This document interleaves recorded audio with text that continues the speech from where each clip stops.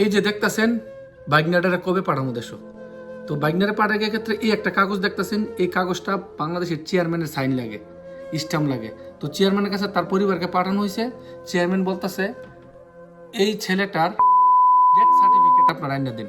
তো এখান থেকে কোম্পানির কাছে বলছি, কোম্পানি এই সার্টিফিকেটের জন্য সব কিছু কাজ চলতেছে, ডাক্তার নাই, তো ডাক্তারের জন্য অপেক্ষা করতেছে।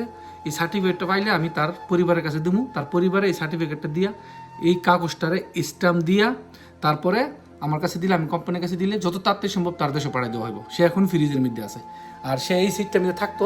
এই যে তার সামানগুলা, তার এই সামানগুলো এখানে রাখা হয়েছে। ওকে, এই সামানগুলো আমরা এখন খুলি নাই, জাস্ট প্যাকেট করা হয়েছে, তার এই সিটের মধ্যে রাখা হয়েছে।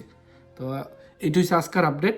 পরবর্তী আপডেট কি হইতেছে না হইতেছে আপনাদেরকে দেবো। ব্যর্থ প্রবাসী 3 ফেসবুক পেজটার মধ্যে ফলো দিয়ে রাখবেন, ব্যর্থ প্রবাসী ইউটিউব চ্যানেলটাতে সাবস্ক্রাইব করে রাখবেন, তার সব আপডেট আপনাদেরকে দেওয়া হইব। ভালো থাকবেন।